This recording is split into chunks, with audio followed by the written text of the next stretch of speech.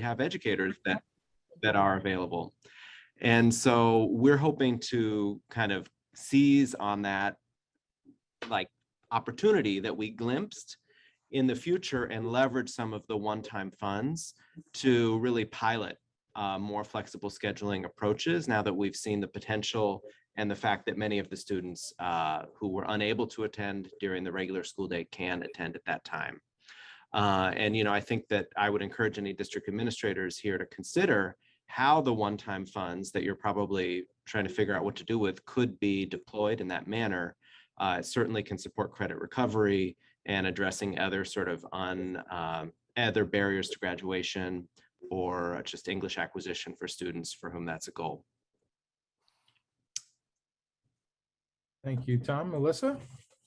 Great. So all the recommendations like the panel shared stood out to me and I thought really impacted our English learners. But when looking at our particular group of students and what really impacted us this past year, the multiple assessments. So not having access to administer or having lagging scores has always been a problem since we give it in January and February. And so we've always increased writing assessments or speaking assessments throughout. But this year, those assessments throughout the year were able to show that our students were actually making progress. So students may not have been attending, but they were participating in the virtual lessons. And so their attendance dropped by 50%, but our scores shot up with our assessments that we had. And then that multiple or the meaningful collaboration with families. We promoted many workshops for our families that the families asked for, and we weren't sure whether it was going to be well received, and the families came. They really wanted to know about their program. And then when we sent out the parent notification letters that usually go out through the student's book bag, we mailed them all home. And that brought about a lot of conversations with the families. They wanted to know, why is my child still in ESOL? What can I do to get my child out of ESOL? How can I move them? And it really brought an awareness, which I'm not sure if they got the letters before, but it helped to bring that conversation. And so there's some practices that we've found this year that we plan to continue to implement. But the thing that I really think that we still need to focus on, and this may have been a conversation that Lydia was having in the background before we started, but this is going to be a big lift for this year. That whole equity piece is going to be something that we're going to need to focus on for our students, for the students that didn't make it to school, for those newcomers and beginners that started school virtual, and now they're going to be sitting in school, and we have to really accelerate their learning. So that equity recommendation is really important. Okay, thank you, Melissa. For the second round, and we're going to start out with Lydia this time, we'd like to hear a little bit more about what's happening in your districts, and if you could share with us what is your district doing to support multilingual learner students and families as you're moving towards the reopening of schools? So in a district like ours, in a district like ours, I mean, we generally have had about 100,000 English learners. Enrollment has been dropping in terms of our English learners, and also because of reclassification, we've done a good job in some areas with that. And generally 20% of our students are usually international students. But one of the key pieces of work we do as we look at all English learners district-wide is we've developed some essential key reports called English Learner Typology Monitoring Reports to monitor reclassification depending on the typology of English learners. So from international newcomer, students 3 years or less, potentially at risk, or long-term English learners, so that our schools can start to focus in on the unique needs and understanding those pieces when they design their school plans and our local district's plans.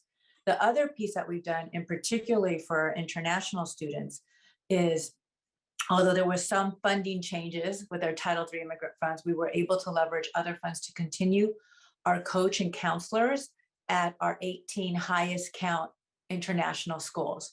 Although we've begun the work and we're really excited about next year opening our first international academy, because we're a district that's about 700 miles across, we need to have supports across our entire district.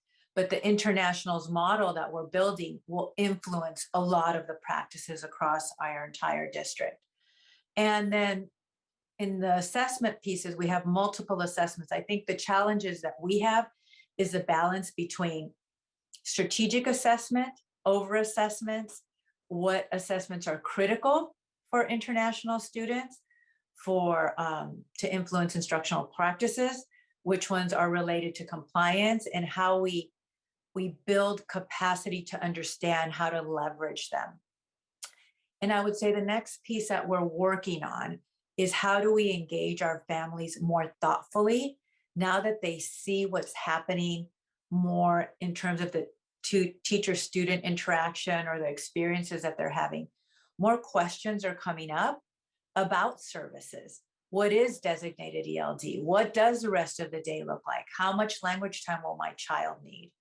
And I would say another critical typology that we're looking at is our English learners and students with disabilities, our policies, and trying to really dig into where the disability and the language separate, interact, and what that means in terms of our kids.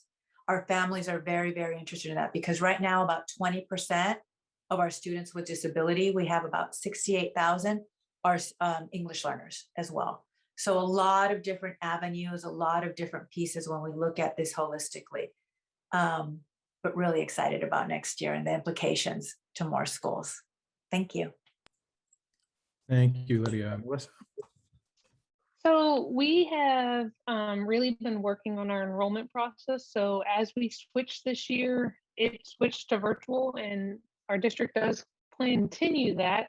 And so looking at how do we help our parents and really make the enrollment process accessible, but also find other avenues, having parent mentors for families to come in and enroll, just making sure that everybody has access to our school system is the ones. As we have large seats, as most in the state, the nation did in our English learners.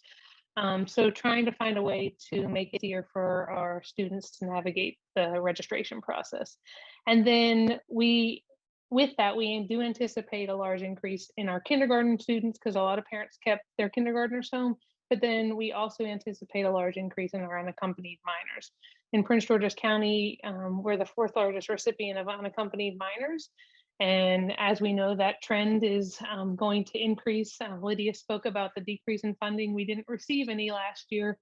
And we know that that's going to be a large group of students. So we've been doing workshops for targeted schools to really make sure that they're aware of who these students are and where they're coming from and how to support them, but then also looking at how to support the students with that interrupted education and then trauma. So a lot of our students have experienced trauma, and then we also know that this whole last year has caused trauma for many of our students. So working with our teachers to make sure that they're prepared for when they come back. And then we've been contracting with a few multicultural centers, and we have hired additional promotors, and they really work to help and provide those wraparound services. So the counseling, ensuring that the students continue with schooling to assist them. And then the one thing, this isn't as creative as Tom was talking with scheduling, but we have created Wednesdays where we're really going to focus on accelerating learning. So making sure the teachers are revisiting, reviewing, revising, and re-engaging based on student needs. So that's one thing we did this year on Wednesdays, and making sure we don't lose that coming up and giving students that opportunity to have that individualized instruction.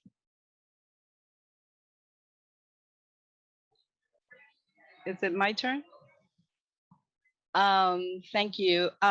So New York City is embarking in a series of things, in particularly looking at the CRC and how are we developing a curriculum that is inclusive of our students. And so multilingual learners will be part of that.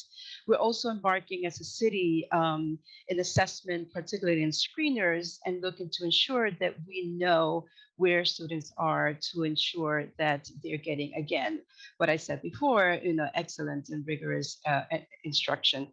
And we also, as a city, engaging in multi-tiered systems of support to ensure that the core instruction is very strong. And then what are those systems of support that we need to provide for our students? However, in particular for multilingual learners, we are again honing in the social emotional learning and how are we ensuring that students are well, right? So we're going to do wellness checks. We're going to continue the identification of students. We're ensuring that students have digital access, not just the equipment, but also the access to the internet, right? And we're also looking into how are our students being prepared for college? We just because the pandemics, hit, it doesn't mean that the students' vision and future should stop. And aligned to the findings and the recommendations of this report, and we are looking particularly how we supporting students, and we have a number of programs, but two in particular is the immigrant ambassadors to ensure that immigrant families are a part of the work, and we have a plan for these students, and also a prep program where we are pulling teams in schools to ensure that they're shepherding this process of college readiness for all students. I also want to emphasize the professional learning that we have provided and will continue to provide for school staff on cultural responsive sustaining education.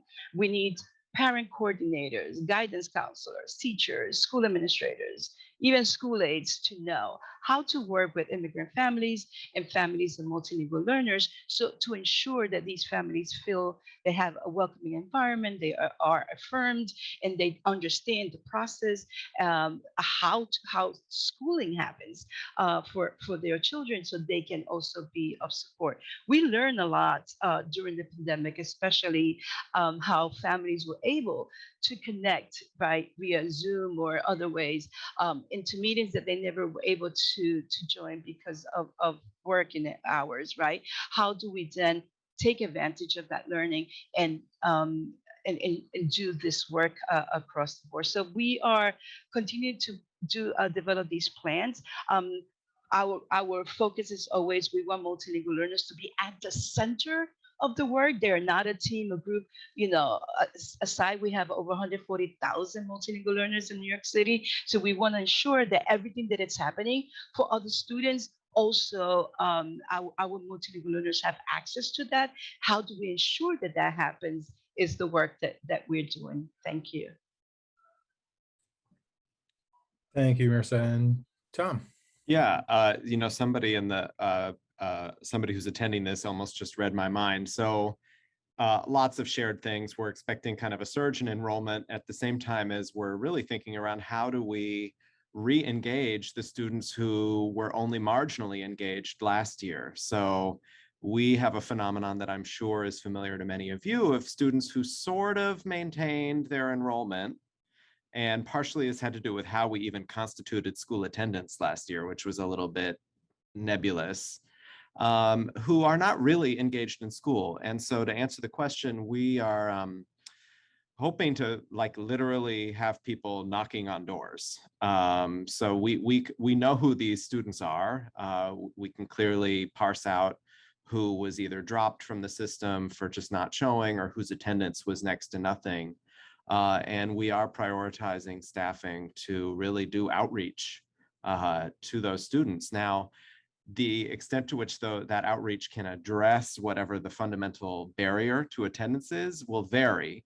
But many times we found that when we can engage students, there are often ways that they may not have considered that they might re-engage, be it an alternative program or adult ed or referral to the community college system. There's a number of avenues that we can pursue. So that's a significant investment. And then I think the other thing I would say is we're really thankful to have a team of social workers that work across all of our middle and high schools with Newcomer programs. And that role, we always thought it was valuable, but the pandemic crystallized for everybody how essential that type of wraparound support is. And so We're calling it a restorative restart in Oakland. And so a lot of work around tier 1 community building, and tier 1, I'm referring to sort of our restorative justice framework of just re-engaging people, reconnecting people with each other, rebuilding community, and also then instructionally attempting to intensify our supports for students, because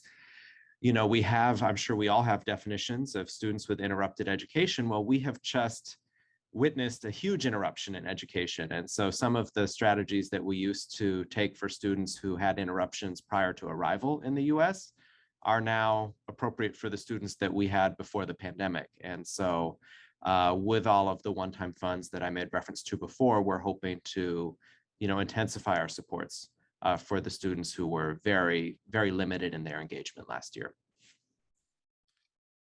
Thank you, Tom. And we're going to do one more go around. I want to offer each of the panelists an opportunity to either talk about something that hasn't come up yet, or maybe we're not talking about enough. There's a lot in this conversation, obviously, as we're thinking about the complexity of the opening. So please keep your questions coming in the chat, and then we're going to open this conversation up after this round and start responding to some of your questions. So this time around, I'm going to ask Melissa to start us off. So I think just closing thoughts, we just have a very big lift coming into this next year, and thinking about our increase in our student population and the gaps that our students that are currently here have, as well as the students that are coming in. And also thinking about how do we not lose. So Tom talked about how we bring back our students. If we go back to the way we used to do things, we're going to lose a ton of students. So they're used to, our districts move to one-on-one. And so we are going to have that technology. And I know a lot of teachers that are ready to just come back and go back to the paper, pencil, and passing the worksheets around. And so making sure we don't lose that technology, that innovation that the students are used to, and that's their mode of communication. And then I also think about our teachers and just across the nation, our teacher shortage, and how much this pandemic is going to continue to impact that, and how do we continue to meet the needs of our students in various ways. And it might be something with creative scheduling, it might be something with this hybrid model that we had in this past year, but how do we make sure that we're still meeting our needs, and how do we make education more lucrative for our teachers? I think it's my turn. Yeah, I think the thing that hasn't come up that is weighing on me, and I almost want to talk to Lydia about this because we're operating under the same policy framework, is districts are being asked to offer remote learning options. And of course, the teacher in me wants to get our multilingual learners in a classroom with other human beings to communicate in person.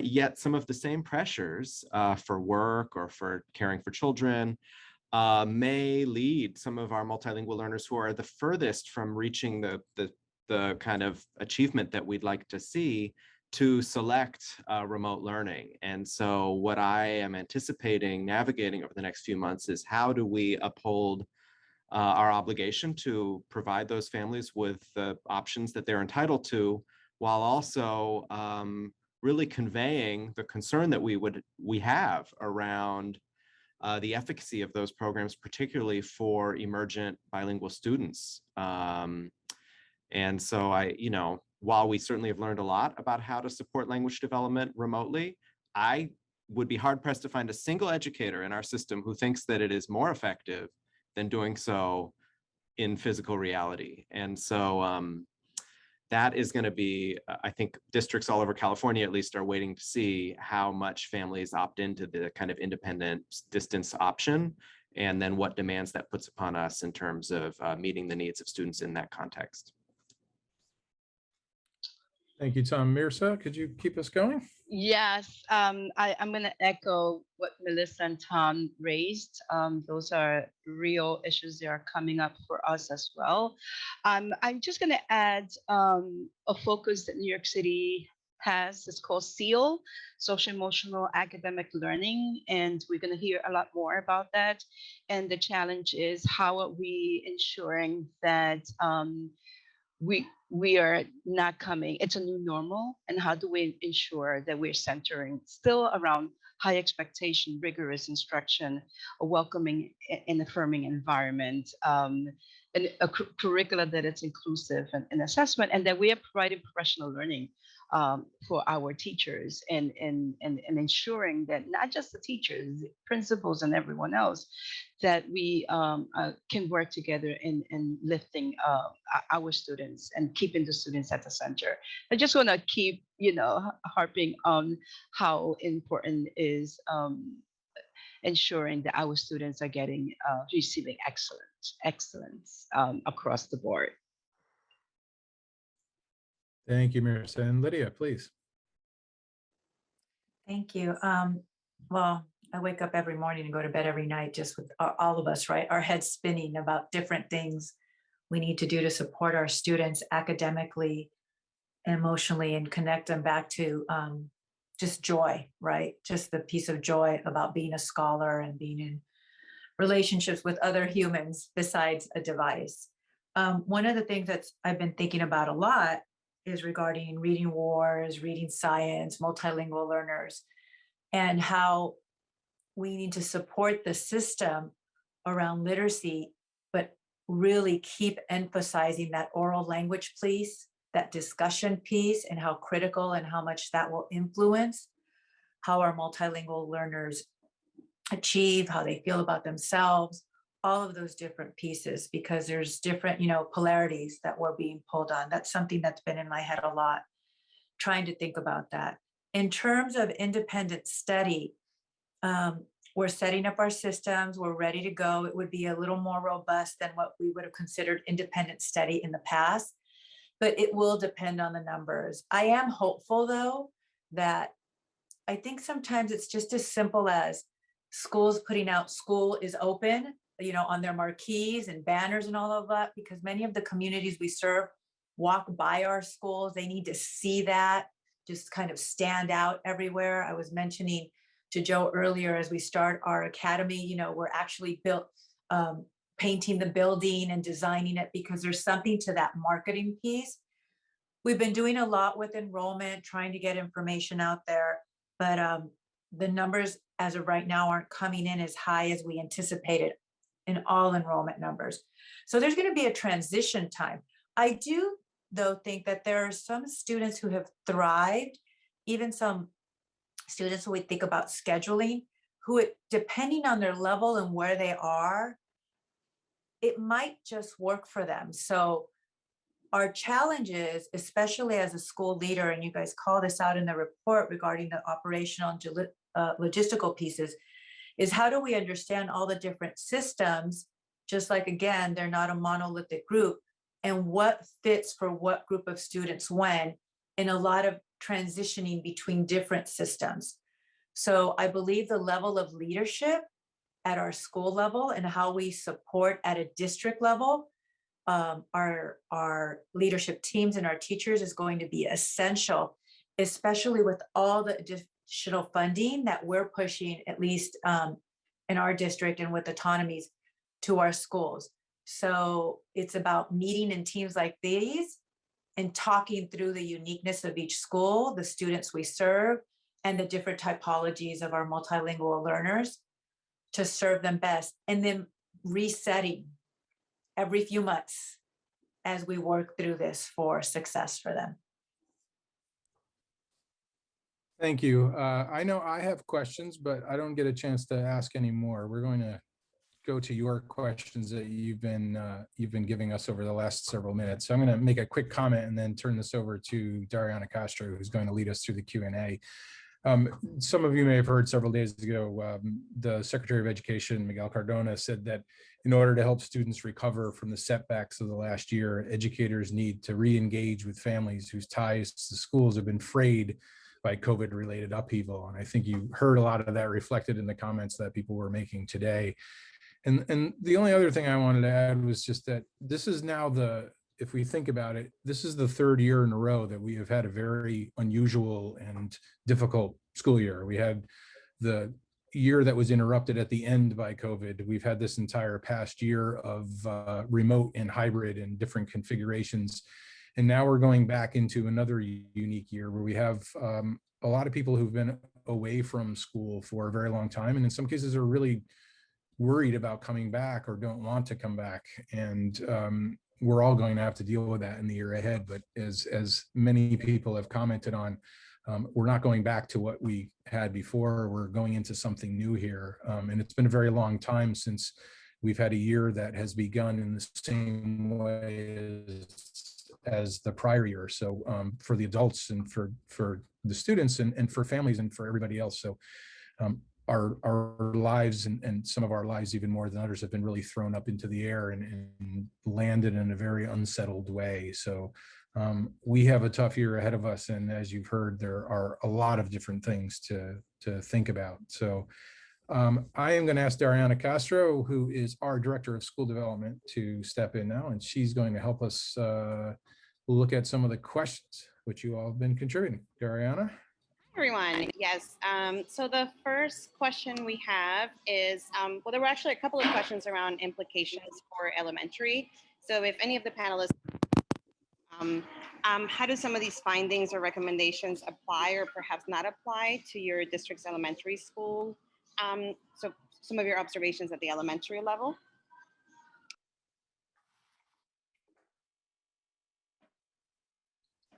So for us in elementary, the majority of international newcomers that enroll are generally between K and first grade. Actually, even first grade is a little higher.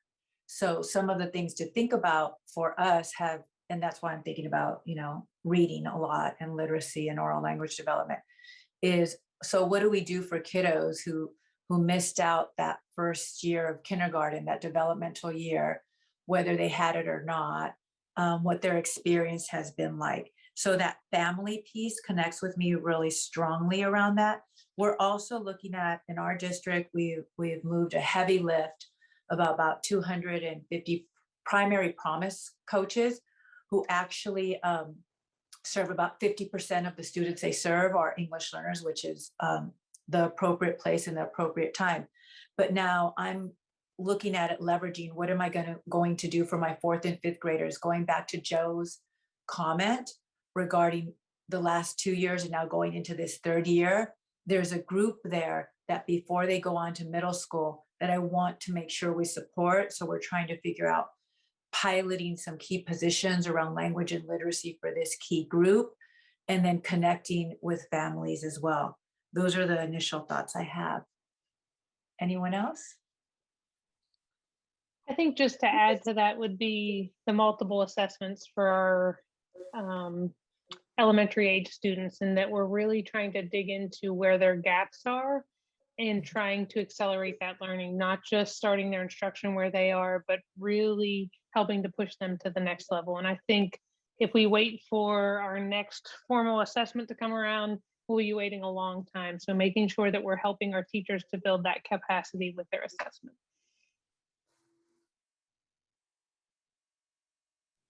Great. Anyone else? So another, there were a couple of questions around scheduling flexibility, which was mentioned throughout. So are there specific ways in which you're seeing shifts in scheduling flexibility, or is there perhaps a specific subset of students within your EL population that you're considering these flexibilities more closely for?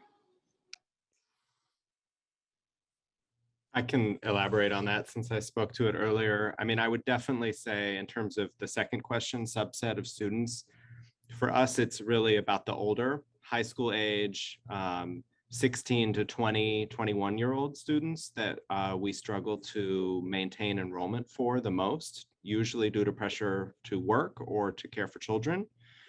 And so that's the population.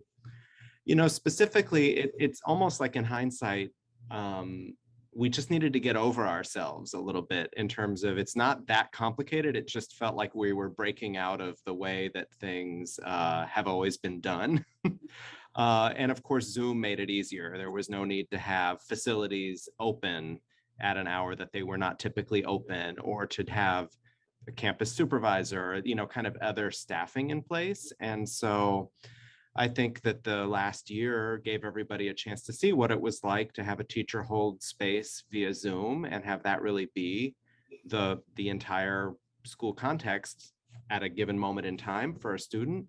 And so, you know, I believe that our union has been, the teachers union here has been more willing to think flexibly around teacher workday. And of course, teachers at times make arrangements with their site administration as well. So if I could wave a magic wand, people would experiment more with that, with the resources that they have at hand, of using what was learned about distance learning to hold courses in the evening, or potentially at other times. A Saturday school is another thing that sometimes happens here, but that it tends to be less accessible for our recent immigrant students. And in LA, as a district, we provided, and it's again to a credit to our school leaders, the option to switch over to 2x8s or 4x4 schedules to allow for more time and more courses. And we actually put additional funding toward that, but it was optional. So I believe we have about 35% of our secondary schools doing that. Belmont will be one of them. That will be an international school next year. So I think it's also some district level investments we have to be able to support when schools are ready to look at alternative scheduling options. New York City is also working together with some of the schools that already have this type of programs, and looking for ways of piloting, ways of looking, again, innovation, right? Looking at alternative ways of scheduling. We did, and my school for a while had a very alternative schedule as well. So we have schools that already do alternative schedules. What we want to incorporate is the lessons learned, right? During this virtual learning, and how then that works for multilingual learners, because as Tom said, you know, we want them in the building, we want them in the classrooms, but we also know the reality of our families. Thank you. So we also had some questions around reconnecting with students, and I know that Oakland, sorry about that, talked a little bit about this, but are there any specific ways in which your schools are reconnecting with students that we know stop coming to work? And are there perhaps anything district-wide that's happening, or anything that you know of that's happening at the school level? I can start. One initiative that we have is doing wellness checks with our multilingual learners, especially the ones who were in virtual learning environments the entire year. And we know from learning from principals and schools that many of those students lost family members. So we want to ensure that, you know, someone spoke about the transition. How are we transitioning these students back into brick and mortar? And then how do we ensure that we are providing for them a strong social emotional learning environment so they can thrive? I put some of this in the Q&A, but there's definitely some like literal knocking on doors involved. I was talking to somebody at Oakland International actually around like just where they felt like the relationship was appropriate, showing up where the student works, to just be like, you know, partly it's about leveraging relationships to say like that your education really matters and we need to pull you back. And that just takes a lot of people time, which is why I think that this is something folks should consider as an appropriate use of short-term funding, because there are some opportunities here that hopefully we won't need in 2 years, right? There'll be other needs. And then, you know, addressing whatever the barrier to attendance is can be complicated, as I said, but I think leveraging relationships and actually going to the student, maybe that's really the essence of what I'm saying, and not expecting everybody to just come back to us.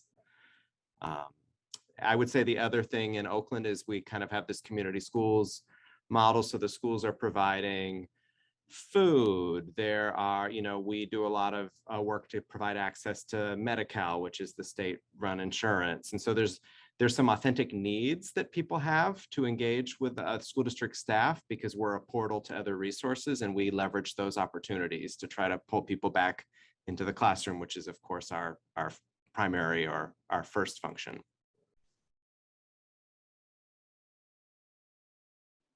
Thank you, Tom. And this next question, I think it directly connects to the students who haven't been, some of the students that haven't been in school because they've been working, or some who have been doing both, working and attending virtually. So the question is, how do we honor, leverage the non-school learning and knowledge that students have gained during the pandemic as we return to school?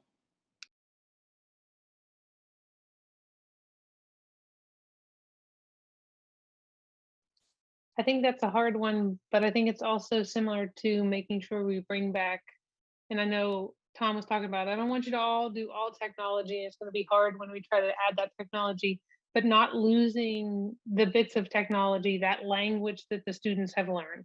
So they've learned technology. If you go back to paper and pencil, they're going to be lost. And some of our teachers did some really good things with students cooking at home and doing their YouTube videos and, you know, really connecting to their life. And I think I'm hoping many of our teachers saw into their students' lives and what they produced at home, that they have some examples of what they can have the students do at school. And it could also be a little bit more of that flipped, where they have to produce something at home, which was what they were doing.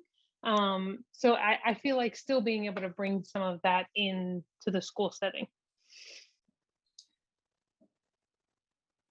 I've been thinking a lot about the independence that a lot of the students gain during this time, the balance between work, being online, caring for siblings, family members, and all of that, and how might we leverage that new independence and responsibility if and when students come back into the classroom, because that's a different dynamic than occurred too often in many classrooms with the teacher just, you know, the style or the pedagogy that the teacher may have used in the past may not be the appropriate one now that students have a higher level of independence. And how do they truly become the facilitator to support that student dynamic and interaction with each other, that group work? How do you build those pieces back up in another setting?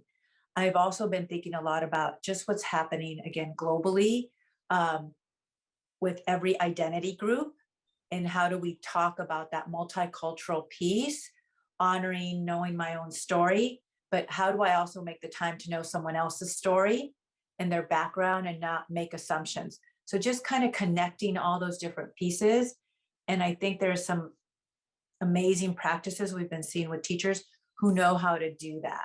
So hopefully we can continue to leverage that piece of it. There was a question that just came in that I think it's also connected to this, and the question is around disproportionalities in enrollment and engagement. Are you seeing any trends, perhaps along racial lines or any other demographics?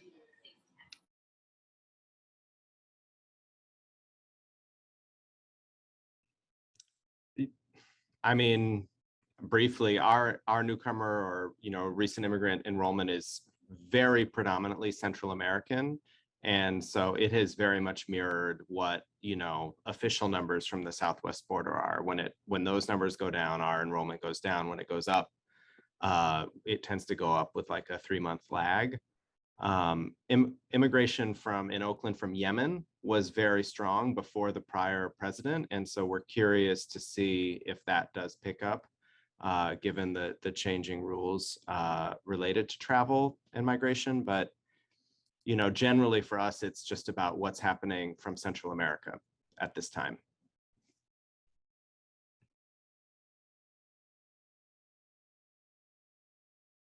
We're seeing the same patterns in enrollment, and our indigenous groups, Guatemala as well. You know, we're just watching, because I think a lot of parents, families, students themselves are still trying to decide what's the right place for them, what's the right fit. We've had a robust summer program, and, you know, it's been pretty good actually in terms of students attending, and we had an online and in person, and it's been divided up really well.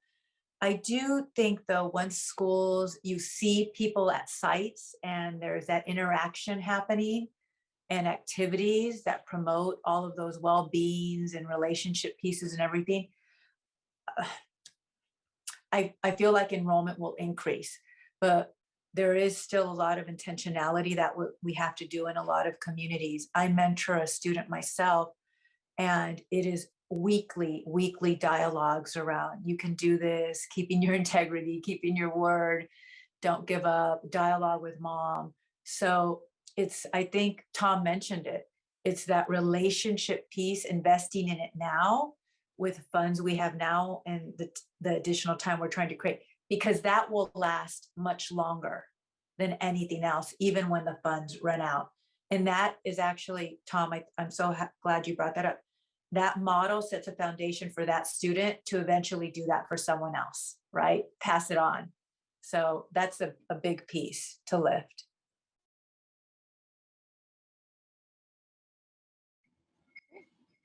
There was I know that we talked a little bit about assessments before, and there was a question about, so I know someone said before, not waiting until the end of the year to find out where students are in terms of language development and other academic areas. So the question is around what kinds of formal or informal assessments districts are using throughout the year to monitor progress. Perhaps this is a practice at the district level, or maybe there are practices that you're encouraging schools to utilize to monitor progress. Oh, sorry, go ahead. You go ahead, Lydia, you're fine. In California, right, we had different options with not having the state exam. So we've increased the assessments that we have. We use Edulastic, Renaissance. We have Dibbles, reading, all of that. But we also in our office have a language sampling assessment, for teachers to use. And we just finished our LPAC exam, which was it was a huge lift, remotely and in person. So for us, we're already getting those results this summer, and we're working with our schools to start looking at those results as the one formal state assessment to start examining where our kids are in terms of language needs. So we have a pretty robust assessment system. It's never perfect. It goes back to what I mentioned about knowing what to use when and why, and actually analyzing the results and then building a program for that whole child every 4 to 6 weeks. Go ahead, Melissa. Sure. And I think for us, we in Prince George's County have developed our own speaking and writing assessments that are tied to WIDA and tied to our instruction. We focus on speaking and writing because that's where the students tend to score the lowest on access, but also because we have other assessments for reading to track students. And we found that the writing and speaking really helps us to move students through their productive skills. And so we do those quarterly, but then we also have interim assessments that we have the teachers use to monitor instruction. And since we shifted them all virtually, we now are able to give them as a virtual assignment and are moving them into our district platform this year. Yes, New York City's also have the language development assessment, but we're also looking at the skills and content, so to ensure that students are learning the language and at the same time are up to speed in terms of grade level instruction.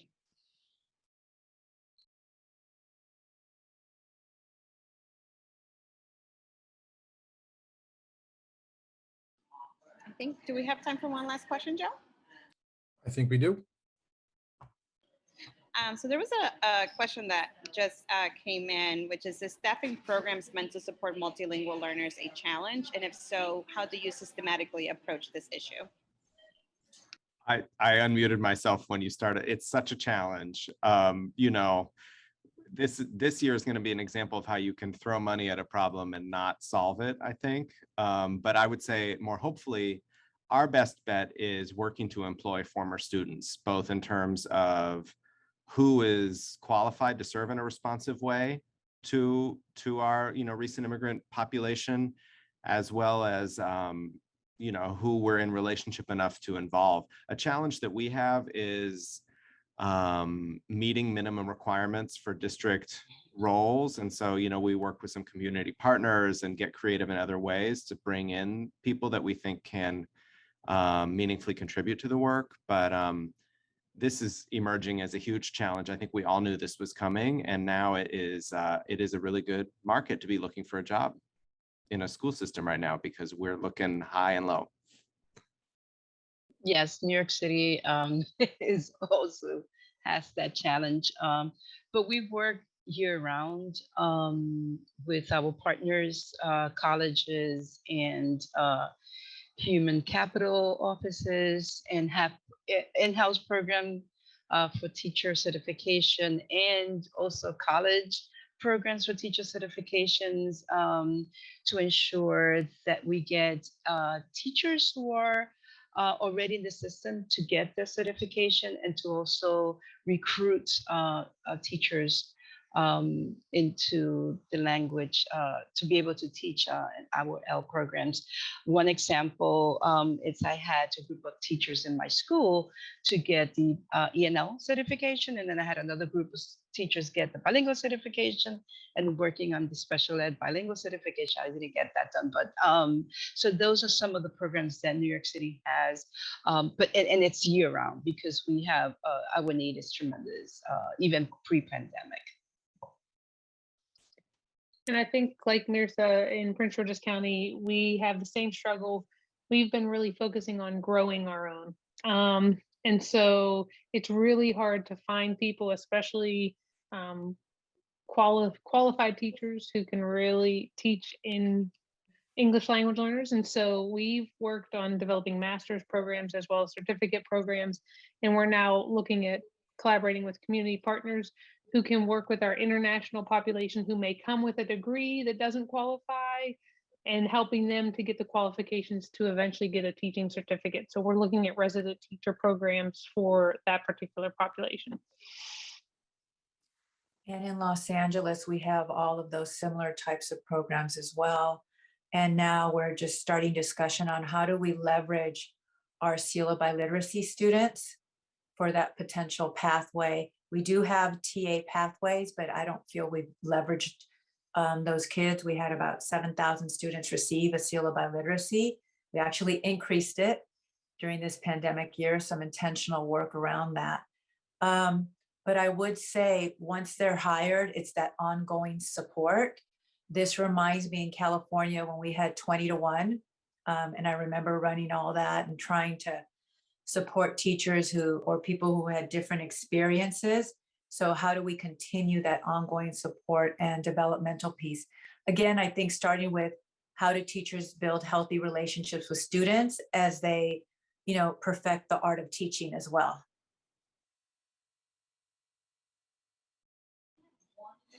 Thank you so much. I'm gonna turn it over to Joe and Marguerite. Thank you, Dariana, and thank you, everyone. Just to answer a question that's coming up, everyone who registered will be getting an email tomorrow, I believe, that will have a link to the recording and to the slides that we shared. I want to thank everybody who joined us. I want to thank our amazing panelists for this great conversation today, and also for your leadership. I wish you all the best as we race very quickly towards the start of the new year.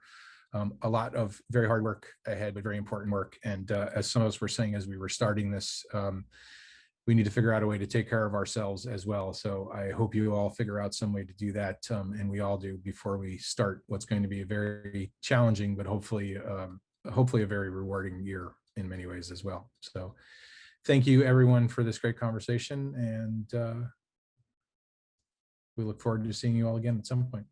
Thank you.